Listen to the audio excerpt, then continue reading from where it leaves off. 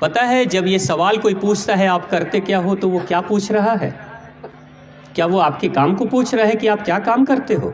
नहीं, सिर्फ काम नहीं पूछ रहा है, वो आपकी औकात पूछ रहा है कि आपकी औकात कितनी है, ताकि मैं जान लूँ कि आपसे मैं दोस्ती बढ़ाऊँ या ना बढ़ाऊँ।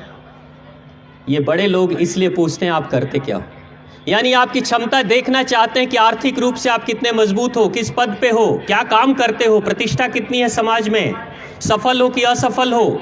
अगर सफल हो तो दोस्ती बढ़ाऊं, आगे बात आगे करूं, पैसे वाले हो तो आगे बात करूं, अगर जिंदगी में कुछ किया है तो मैं आगे बात करूं, नहीं तो पीछे हटूं। इसलिए परिचय पूछा जाता है।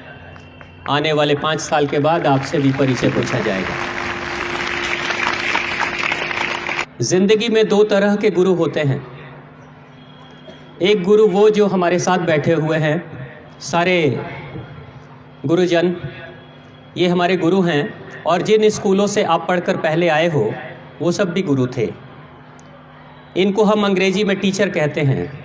ये गुरु हैं, ये मार्गदर्शन करते हैं, हमें सिखाते हैं, कुछ बतलाते हैं। लेकिन एक दूसरा भी गुरु होता है ज़िंदगी में, जिसको हम समय कहते हैं, जिसे हम टाइम कहते हैं। ये गुरु टीचर्स हैं और वो दूसरा गुरु टाइम होता है। इन दोनों में बेसिक फ़र्क होता है। ये जो गुरु होते हैं ये प्यार से समझाते हैं, पहले समझाते हैं, पहले सिखाते हैं, पहले बतलाते हैं और बाद में इम्तिहान लेते हैं। सालों भर आपको पढ़ाएंगे, पूरे 1 साल पढ़ाएंगे, साल के अंत में इम्तिहान लेंगे। ऐसे ही होता है ना बच्चे, ये गुरुजी लोग ऐसे ही करते हैं, इनका तरीका ऐसे ही है। लेकिन जो समय गुरु है, टाइम जो गुरु है, उसका तरीका अलग होता है। वो पहले ही इम्तिहान ले लेता है। समय किसी को सिखाता नहीं, किसी को पढ़ाता नहीं, किसी को समझाता नहीं, कुछ नहीं करता, पहले ही इम्तिहान ले लेता है। और इम्तिहान के बाद जब इंसान फेल होता है तो बाद में वो समय सिखलाता है।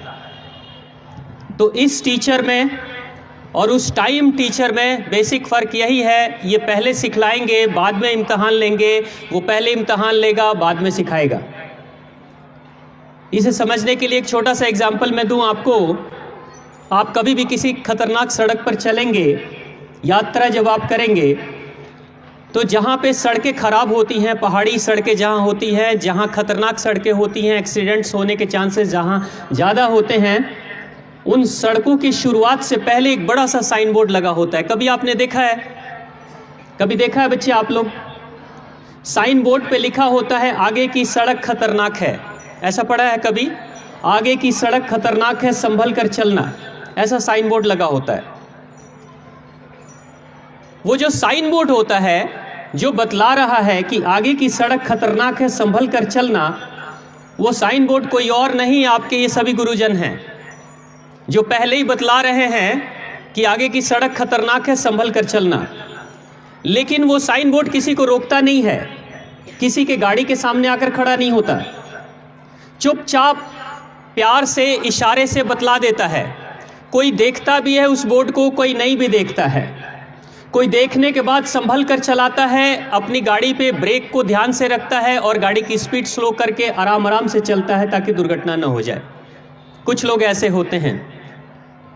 तो इन गुरुजनों की बात जो सुनता है वो साइन बोर्ड को ध्यान से पढ़ता है और पढ़कर सावधानी बरतता है और फिर आगे की यात्रा तय करता है और सुरक्षित उस खतरनाक सड़कों से बाहर निकल जाता है। ये हमारे ऐसे गुरुजन हैं। लेकिन समय जो होता है, समय एक ऐसा टीचर होता है, जब समय किसी इंसान को सिखाता है, जो समय के भरोसे पे रहता है, इन गुरुजनों की बात जो नहीं मानता है, समय के ऊपर चलने वाले लोग साइन बोर्ड को देखकर भी, पढ़कर भी सावधानी नहीं बरतते, संभल कर नहीं चलाते, अपनी मस्ती में चलाते हैं गाड़ी को। खतरनाक सड़कों पर जाते हैं, कभी गाड़ी पलट जाती है, कभी एक्सीडेंट हो जाता है। मैंने हिमालय क्षेत्रों में देखा है, गाड़ियां जब पलटती हैं तो 50-50 फीट नीचे चली जाती है। एक बड़ी सी टाटा सूमो गाड़ी अगर पलट कर नीचे जाएगी तो लगेगा जैसे छोटा सा रिक्शा हो गया है, इतनी चिपटी हो जाती है वो गाड़ी, इतनी बड़ी खाई होती है। तो जब जो इंसान उस साइन बोर्ड पे ध्यान नहीं देता, वो बाद में जब एक्सीडेंट से मिलता है, उसकी टांगें टूटती है, जान चली जाती है, गाड़ी टूट जाती है, हॉस्पिटलाइज इंसान हो जाता है। अगर वो जिंदा है तो सोचता है हॉस्पिटल के बेड पर सोकर कि काश मैं उस साइन बोर्ड को ध्यान से देख लिया होता और उसके अनुसार से व्यवहार करता। लेकिन जो लोग अगर गुजर जाते हैं उस एक्सीडेंट में, उसकी आत्मा पश्चाताप करती है, पछताती है कि काश मैं उस साइन बोर्ड के अनुसार से सावधानी बरतता और इस खतरनाक सड़क से बच के निकल जाता। तो वो जो समय है कभी किसी को भी सचेत नहीं करता। समय पहले एक्सीडेंट करा देता है और बाद में अंदर से विचार उठता है और समय कहता है तुमने क्या गलती की थी जिसके कारण से तुम्हारे साथ एक्सीडेंट हुआ। तो समय बाद में सिखलाता है, लेकिन गुरुजन हमें पहले सिखलाते हैं। आपके जीवन में इस कैंपस से बाहर जब आप निकलेंगे, पढ़ाई पूरी करके जब निकलेंगे, तो ये जो जिंदगी है वो उसी खतरनाक सड़क की तरह है। इस सड़क पर अगर इस कैंपस में आप अगर ठीक से पढ़ाई नहीं करोगे तो उस सड़क पे दुर्घटनाएं बहुत होंगी। जिंदगी की सड़क पर दुर्घटनाएं कैसे होंगी? कोई बच्चे पढ़ लिख कर हाथ में डिग्री है, सर्टिफिकेट है, लेकिन बेरोजगार हैं, कोई काम नहीं है उनके पास। कुछ बच्चे ऐसे हैं कि पढ़ाई लिखाई तो है लेकिन नौकरी नहीं होने के कारण से दो वक्त की रोटी का भी बंदोबस्त नहीं कर पा रहे हैं और गरीबी में जिंदगी भी बिता रहे हैं। यह दुर्घटना है जिंदगी की।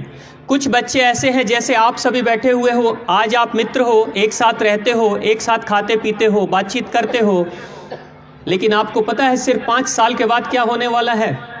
आप में से बहुत सारे मित्र एक दूसरे को पहचानेंगे नहीं 5 साल के बाद मिलोगे तो। ये मैं कह रहा हूं, याद रखना इन बातों को। आने वाले 5 साल के बाद आपके यही मित्र आपसे शायद नहीं मिलेंगे। क्यों नहीं मिलेंगे? क्योंकि एक बात होगी, बड़े लोग एक बात पूछते हैं, छोटे बच्चे तो नहीं करते, छोटे बच्चे तो नहीं पूछते हैं, आप लोग भी नहीं पूछते। छोटे बच्चे किसी अनजान इंसान से मिलते हैं तो कुछ नहीं पूछते हैं, बस ऐसे ही नाम पूछ लिया, इससे ज़्यादा कुछ नहीं। लेकिन बड़े लोग एक शब्द बार बार रिपीट करते, एक वाक्य बार बार रिपीट करते हैं।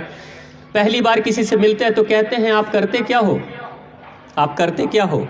बचपन में याद रखना बच्चे, आज के समय में एक साथ खेलोगे, खाओगे, पियोगे, सब कुछ करोगे एक साथ, लेकिन ठीक 5 से 10 साल के बाद आज खेलने में बड़ी रुचि आती है ना, बड़ा अच्छा लगता है, साथ में खेलो, खूब सारी बातें करो, मौका मिल गया तो रात भर बातें करते रह जाएंगे, पढ़ाई छोड़ो, ठीक है।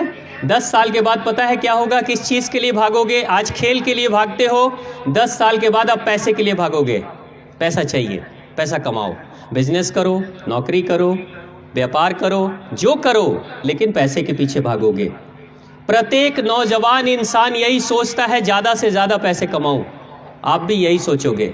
हमारी जो बहनें बैठी हुई हैं, अगर आपकी शादी भी हो जाएगी तो भी सोचोगे कि काश मैं अपने पैरों पे खड़ी होती, अपने पति से पैसे नहीं मांगने पड़ते, ये आप भी सोचोगे। और आज वक्त है, आज के समय अगर प्रयास करके, ठीक से मेहनत करके अगर पढ़ाई आपने कर ली, अपने पैरों पे आप खड़े हो गए, तो जिस भी घर में जाओगे वहाँ आपको सम्मान मिलेगा। और नहीं तो रोटी तो हर जगह बेलनी ही पड़ेगी। पढ़े लिखे हो चाहे अनपढ़ हो, रोटी तो बेलनी पड़ेगी। कुछ बहनें पैरों पे खड़े होकर रोटी बेलती है तो आत्म स्वाभिमान के साथ रोटी बेलती है, नौकरानी भी रख सकती है। लेकिन कुछ बहनें अगर कुछ नहीं कर पाती अपने जीवन में तो रोटी तो बेलती है मगर रो रो के बेलती है। हाँ बेटा, आप लोग की ये नौबत नहीं आएगी, मैं यही माँ से कामना करता हूँ। लेकिन याद रखना, 25 साल, 35 साल, 45 साल की उम्र में इंसान पैसे के पीछे भागता है और सफल होना चाहता है। आप भी सफल होना चाहोगे, आप भी सफल होना चाहोगे, क्योंकि सफलता से ही आपका परिचय होगा। आप कितने सफल होगे उसी के अनुसार से आपकी दोस्ती होगी लोगों से। कभी भी याद रखना, पैसे वालों की दोस्ती पैसे वालों से होती है, सफल लोगों की दोस्ती सफल लोगों से होती है। आईएएस आईपीएस की दोस्ती कभी पियून से नहीं होगी। बिजनेसमैन की दोस्ती बिजनेसमैन से होती है, मंत्रियों की दोस्ती मंत्रियों से होती है। आप जितनी अपनी क्षमता बढ़ाओगे उसी के अनुसार से आपको सोसाइटी मिलेगी, आपको लोग मिलेंगे, आपके मित्र मिलेंगे। लेकिन जब आप 45, 50, 55 से ऊपर चले जाओगे तब उस समय पैसे की नहीं, उस समय आपके अंदर सम्मान की भूख जगेगी। सम्मान चाहिए समाज से। आज आप खेल के पीछे भाग रहे हो, कल आप पैसे के पीछे भागोगे, 50-55 साल के बाद आप सम्मान के पीछे भागोगे। आपको सम्मान ज्यादा से ज्यादा चाहिए। ये 3 फेज से प्रत्येक इंसान को गुजरना पड़ता है, आपको भी गुजरना पड़ेगा।